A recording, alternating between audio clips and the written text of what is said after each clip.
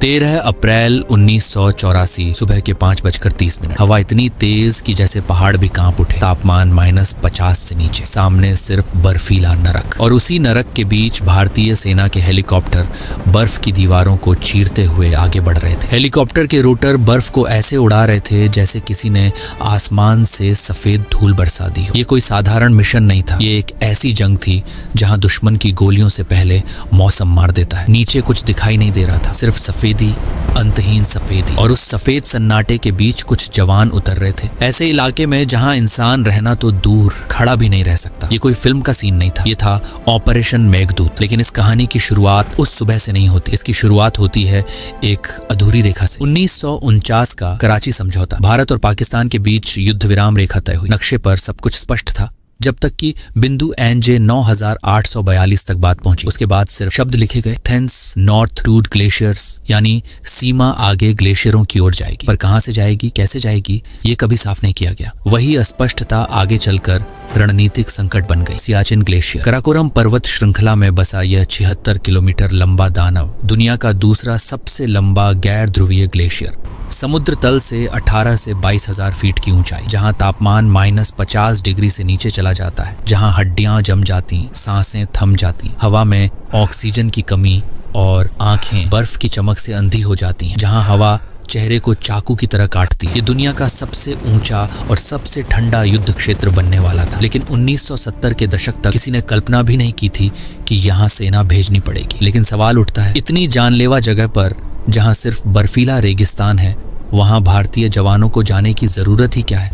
क्योंकि सियाचिन सिर्फ बर्फ का मैदान नहीं है, ये भारत की सुरक्षा की ढाल है। सियाचिन के पश्चिम में साल्टोरो रिज नाम की ऊंची पहाड़ी श्रृंखला है, उसके उस पार पाकिस्तान है, उत्तर की तरफ काराकोरम दर्रे के पास चीन है। यानी यह इलाका 3 संवेदनशील दिशाओं के बीच फंसा हुआ है। अगर पाकिस्तान साल्टोरो रिज की ऊंचाइयों पर कब्जा कर लेता तो उसे ऊंचाई का फायदा मिल जाता। ऊंचाई पर बैठा देश नीचे की हर गतिविधि पर नजर रख सकता है। तब वह चीन के साथ ज्यादा सीधा सैन्य संपर्क बना सकता था। साथ ही लद्दाख और लेह से श्रीनगर को जोड़ने वाले अहम रास्तों पर उसकी निगरानी बढ़ जाती। युद्ध के समय यह भारत के लिए बड़ी रणनीतिक मुश्किल बन सकता था। इसलिए सियाचिन सिर्फ बर्फ नहीं है, ये ऊंचाई पर कब्जा बनाए रखने की लड़ाई है, और ऊंचाई मतलब रणनीतिक बढ़त। 1970 और 80 के दशक में पाकिस्तान ने चुपचाप चाल चली। उसने विदेशी पर्वतारोहियों को अपनी ओर से सियाचिन की चोटियों पर चढ़ने की अनुमति देना शुरू किया। अंतर्राष्ट्रीय नक्शों में धीरे धीरे सियाचिन को पाकिस्तान का हिस्सा दिखाया जाने लगा। ये कब्जा बंदूक से नहीं था, ये कब्जा धारणा से था। भारतीय सेना के अधिकारी कर्नल नरेंद्र कुमार, एक अनुभवी पर्वतारोही, जब एक विदेशी टीम से मिले तो उनके पास जो नक्शा था उसमें सियाचिन पाकिस्तान का हिस्सा था। वो चौंक गए। उन्होंने वह नक्शा खरीद लिया। उन्होंने समझ लिया, अगर अभी नहीं जागे तो कल बहुत देर हो जाएगी। इसी दौरान भारतीय खुफिया एजेंसियों को एक और जानकारी मिली। लंदन की एक कंपनी जो एक्सट्रीम कोल्ड क्लोथिंग बनाती थी, उसे पाकिस्तान की ओर से भारी ऑर्डर मिला था। ये सामान्य सर्दियों के कपड़े नहीं थे, ये थे पोलर वेदर गियर, ऐसे कपड़े जो -40, -50 डिग्री में काम आते हैं। सवाल साफ था, पाकिस्तान इतनी ठंड के कपड़े क्यों खरीद रहा है? जवाब भी साफ था, सियाचिन। जब भारत ने उसी सप्लायर से संपर्क किया तो कंपनी ने कहा, हमारे पास पहले से पाकिस्तान का बड़ा ऑर्डर है, अभी हम भारत को सप्लाई नहीं कर सकते। ये संकेत था कि पाकिस्तान साल्टोरो रिज पर चढ़ाई की तैयारी कर चुका है। अगर पाकिस्तान पहले अपने सैनिकों को पूरी तैयारी के साथ साल्टोरो रिज पर भेज देता तो भारत के लिए उन्हें हटाना लगभग असंभव हो जाता, क्योंकि पहाड़ का नियम सरल है, जो ऊपर है वही नियंत्रण में है। भारतीय सेना के सामने उस वक्त 2 रास्ते थे। पहला, इंतजार। यूरोप से पूरा पोलर गियर आए, हर जवान के पास अत्याधुनिक जैकेट, ग्लव्स, स्नो बूट्स हों, फिर चढ़ाई शुरू की जाए। दूसरा, अभी निकलो, जो उपलब्ध है उसी के साथ। इंतजार करने का मतलब था कुछ हफ्तों की देरी। लेकिन उन कुछ हफ्तों में अगर पाकिस्तान साल्टोरो रिज पर बैठ जाता तो फिर नीचे से चढ़कर उसे हटाना लगभग असंभव हो जाता। फैसला बहुत साफ था, तैयारी पूरी नहीं है लेकिन समय खत्म हो रहा है। ये सच था कि भारतीय सैनिक पूरी तरह आधुनिक पोलर किट से लैस नहीं थे। हर जवान के पास आदर्श उपकरण नहीं थे, कई चीजें सीमित थी, लेकिन उनके पास जो था वो उससे कहीं बड़ा था। पहले पहुंचने बचने का इरादा। इसलिए ऑपरेशन को टाला नहीं गया, क्योंकि उस वक्त सवाल ये नहीं था कि ठंड कितनी है, सवाल ये था कि चोटी पर पहले कौन पहुंचेगा। तारीख चुनी गई 13 अप्रैल 1984, बैसाखी का दिन। नेतृत्व में थे लेफ्टिनेंट जनरल P.N. हून। 26 सेक्टर के कमांडर ब्रिगेडियर विजय चन्ना को साल्टोरो रिज की चोटियां कब्जाने का दायित्व दिया गया। भारतीय वायुसेना के चीता और चेतक हेलीकॉप्टर AN-32 और MI-8 विमान तैयार। सैनिकों को बर्फीले युद्ध, आइसक्राफ्ट, सर्वाइवल और उच्च ऊंचाई की ट्रेनिंग दी गई थी। कई जवान अंटार्कटिका अभियानों में प्रशिक्षित थे। 13 अप्रैल की सुबह पहला चीता हेलीकॉप्टर बिलाफोंड ला की ओर उड़ा। दृश्यता बेहद कम थी। हेलीकॉप्टर को 17 चक्कर लगाने पड़े ताकि सभी जवान उतारे जा सके। जमीन पर उतरे अभी कुछ ही घंटे हुए थे कि सियाचिन ने अपना पहला वार कर दिया। 3 घंटे के भीतर एक जवान की सांसें तेज हो गईं, सीने में जकड़न, फेफड़ों में पानी भरने लगा। साथियों की आंखों के सामने वो वीर गिर पड़ा। हाई एल्टीट्यूड पल्मोनरी एडिमा से वो जवान शहीद हो गया। ये पहला संकेत था, यहाँ मौत गोली से पहले आती है। और जैसे इतना काफी नहीं था, आसमान ने भी करवट ले ली। तेज हवा अचानक बर्फीले तूफान में बदल गई। कुछ ही मिनटों में दृश्यता शून्य, रेडियो सिग्नल टूट गए, मुख्यालय से संपर्क खत्म। अब वे अकेले थे, दुनिया से कटे हुए। 3 दिन तक न कोई हेलीकॉप्टर आ सका, न कोई मदद पहुंच सकी। टेंट आधे बर्फ में दब गए, हाथ सुन्न पड़ गए, धातु के हथियार ठंड से जमने लगे, सांस लेना तक दर्द बन गया। लेकिन उस सफेद तूफान के बीच एक चीज नहीं जमी,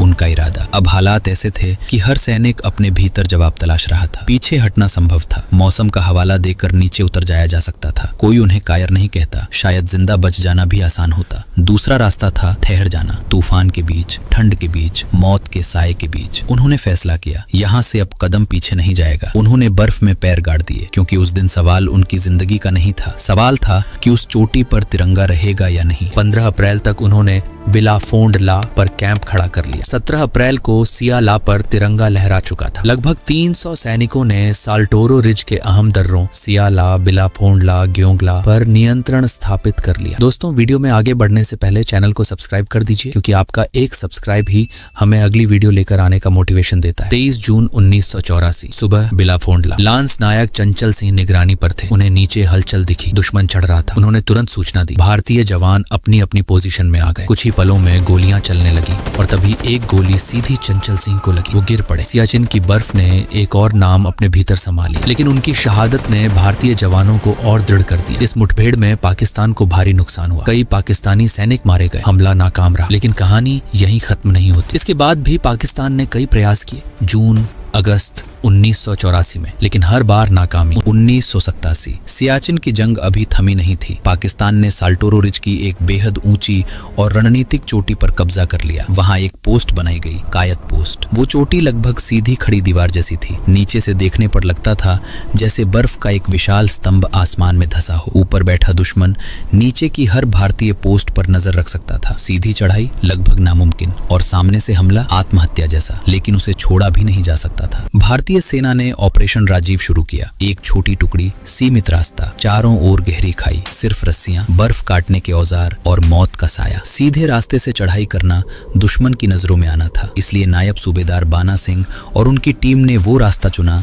जहां से चढ़ने की किसी ने कल्पना भी नहीं की थी। बर्फ की खड़ी दीवार पर तूफानी हवा के बीच वे धीरे धीरे ऊपर बढ़ते गए। हाथ सुन्न, उंगलियां जमती हुई, एक फिसलन और सब खत्म। लेकिन वे रुके नहीं। जब वे पोस्ट के करीब पहुंचे, दुश्मन को अंदाजा भी नहीं था कि मौत उसके पीछे खड़ी है। अचानक हमला हुआ और कुछ ही देर में कायत पोस्ट पर भारतीय तिरंगा लहरा रहा था। बाद में उसी पोस्ट का नाम बदलकर बाना टॉप रखा गया। सियाचिन की लड़ाई केवल 1984 तक सीमित नहीं रही। 1989, 1992, 1995 छोटे बड़े संघर्ष होते रहे, लेकिन नियंत्रण भारत के पास रहा। ये जीत सिर्फ गोलियों से नहीं मिली, ये जीत मिली हमारे जवानों की इच्छा शक्ति से। सियाचिन पर जीत सिर्फ 1984 की नहीं थी, ये हर दिन की जीत है। यहाँ गोलियों से ज्यादा जवान मौसम की मार से शहीद हुए हैं। फ्रॉस्ट बाइट, हिमस्खलन, ऑक्सीजन की कमी। फ्रॉस्ट बाइट यानी जब ठंड शरीर के किसी हिस्से को इतना जमा दे कि वहाँ खून का बहाव रुकने लगे, उंगलियां सुन्न हो जाती हैं, त्वचा सफेद पड़ जाती है, और अगर समय पर बचाव न हो तो वही हिस्सा हमेशा के लिए लिए बेकार हो सकता है। यहाँ जंग सिर्फ दुश्मन से नहीं,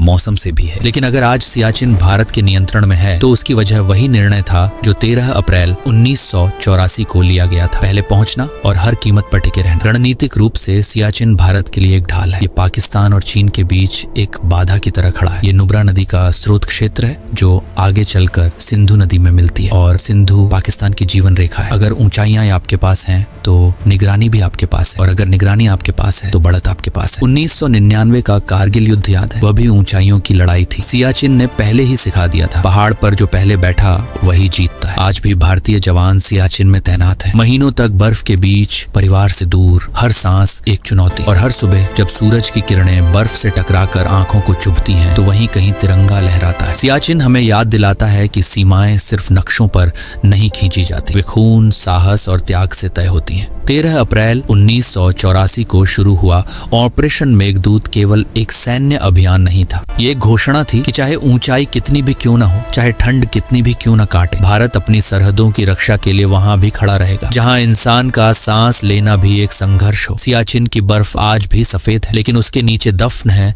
उन जवानों के कदमों के निशान जिन्होंने दुनिया के सबसे ऊंचे युद्ध क्षेत्र पर तिरंगा गाड़ कर साबित कर दिया। ऊंचाई से डरने वाले इतिहास नहीं बनाते। अगर आप जानना चाहते हैं कि पुलवामा हमले के बाद भारत ने कैसे जवाब दिया और कैसे पाकिस्तानी जनरल डर से कांप रहे थे, तो स्क्रीन पर दिख रही इस अगली वीडियो पर अब भी क्लिक करें। मैं आपका इंतजार वहीं कर रहा हूं। तब तक के लिए जय हिंद।